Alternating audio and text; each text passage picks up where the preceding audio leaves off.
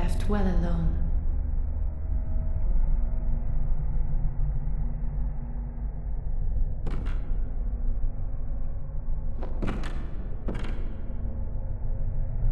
Oh, I know very well how the secrets beckon so sweetly.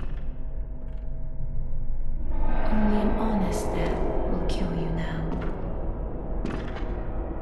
Prevent you from your wild curiosity. In the heart of the Astral Clock Tower, we find a woman draped in mourning and a secret the healing church buried deep beneath oceans of blood. She will do whatever it takes to guard this secret. Before we can face her, we must first confront another adversary. Failed dreams of the cosmos, broken bodies that still reach for the stars. Welcome back to another Bloodborne lore video. This is the story of Lady Maria and the Living Failures, a story of guilt, ambition, and the price of touching the Great Ones. Before Maria takes the stage, the church forces you to witness and confront the consequences of their ambition. They are known as the Living Failures. The Living Failures are exactly what their name implies.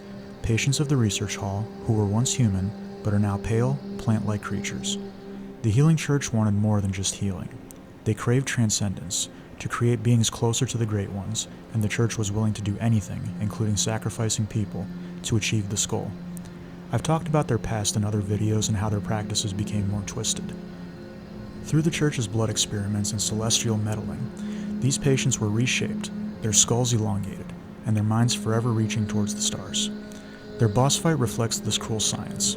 At first they shuffle awkwardly, striking as a collective, but as the fight drags on, they call down meteors, an almost desperate grasp at cosmic power. Even in failure, they look upward, hoping to ascend. I've heard the flowers in the area are there to give them peace and calm them down. These creatures are the stepping stones of the church's dream, and their broken bodies a monument to human arrogance. The Living Failures aren't just enemies, they're victims, failed experiments who never chose their fate. Their tragedy sets the tone for the nightmare to come. The fight is relatively simple, but you do need to watch out for their meteor attacks. Everything else is fairly easy to get used to. And now we're going to talk about Lady Maria. After we defeat the Living Failures, we make our way and find Lady Maria of the Astral Clock Tower. She is no mindless beast, no failed experiment. She is a hunter, and a woman haunted by her own sins. Maria was a protege of Gehrman, a very skilled fighter, and a descendant of the Cainhurst bloodline, who are aristocrats steeped in power. We met one of Maria's relatives at Cainhurst Castle, Annalise, Queen of Cainhurst. But unlike her ancestors, Maria rejected the dark gifts of her blood and did not like to use the blood weapons. These blood weapons are weapons that use blood mechanics and blood-based attacks, and it is implied that the Cainhurst descendants have a natural ability to use these kinds of weapons, and use them well. Maria fought as a church hunter, and was known to hone her fighting skills. She very much admired Gehrman. Unfortunately, she would become involved in one of the worst atrocities known as the Massacre of the Fishing Hamlet. I've also talked about this event in past videos. In the fishing hamlet, the body of a great one named Kas washed ashore, and when the church heard about it, they saw this as another opportunity to go even further with their research and goals regarding great ones. The church's hunters descended on the hamlet to harvest knowledge and to get Kas's umbilical cord, since it was known that Kas was pregnant. Master Willem believed that the umbilical cords of the Great Ones were the key to elevating humanity to that level. In their quest, the hunters began brutally murdering villagers and desecrating Kas's corpse. It was truly a gruesome sight. Maria was part of this atrocity, and she was horrified at what she and the church had done. She could never forgive herself.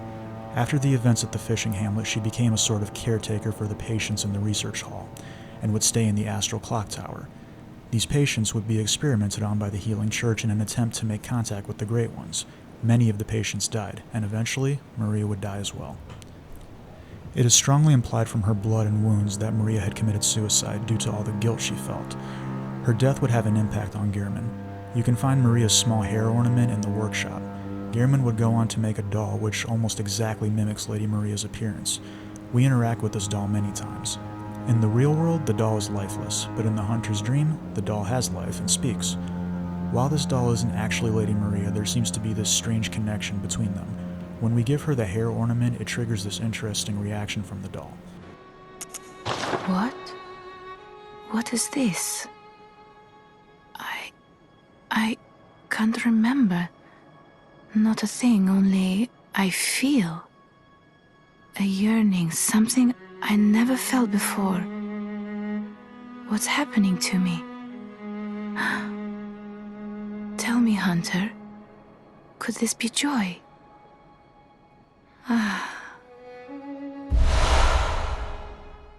Welcome. Keep in mind, Lady Maria died in the real world, but her consciousness, along with the fishing hamlet, live in the hunter's nightmare. It is in that nightmare where the truth of the fishing hamlet is preserved, and she is the one who guards that truth. When you enter her chamber in the hunter's nightmare, she sits there in her chair, motionless. Once you get close enough to Maria, she then awakens, and she is absolutely ready to fight. You'll need to beat her to proceed to the fishing hamlet. Maria fights with elegance and dexterity, a hunter through and through. Phase 1 is pure skill, quick slashes and deadly thrusts. While her quickness can be overwhelming, if you time your parry attacks and dodges, she isn't that bad in this phase. As the duel intensifies, her moves start changing. Phase 2, she draws upon her own blood weapons, the very power she swore to abandon. Each strike costs her life essence, reflecting the pain of a sin she cannot escape. It gets a bit more challenging here. And then when we get to Phase 3, she ignites her blood, burning a frenzy of violence and self-destruction. It's as if she would rather destroy herself, and you, than let the truth of the fishing hamlet be revealed. There's an interesting theory on Reddit as to why she can set her blood on fire, and I encourage you to check that out if you're interested. Similar to Martyr Ligurius, we see how far Maria is willing to go to guard her secret. Unlike most bosses in Bloodborne, Maria is not a beast. She's still human, and that humanity makes the fight feel a little more personal, especially since she's a former hunter. After you beat Lady Maria, when you go and speak to the doll in the hunter's dream, she says the following dialogue. Good hunter, this may sound strange, but have I somehow changed? Moments ago, from some place, perhaps deep within, I sensed a liberation from heavy shackles.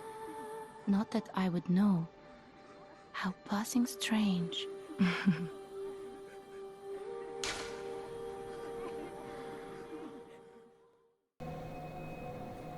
The living failures in Lady Maria are two sides of the same nightmare. The patients are the result of the church's ruthless experiments. Maria is the hunter who enabled those experiments, and the penitent guardian who tried to contain them. To reach Maria, you must first confront the horrors of her past. Their hollow eyes and cosmic attacks are a reminder of the crimes she helped commit. Her fight is not just a test of skill. It's an attempt to stop you from seeing what lies beyond the clock tower. The truth of Kos, the orphan, and the church's unforgivable sin. In the end, Lady Maria dies as she lived, blade in hand, guarding a nightmare that should have never existed.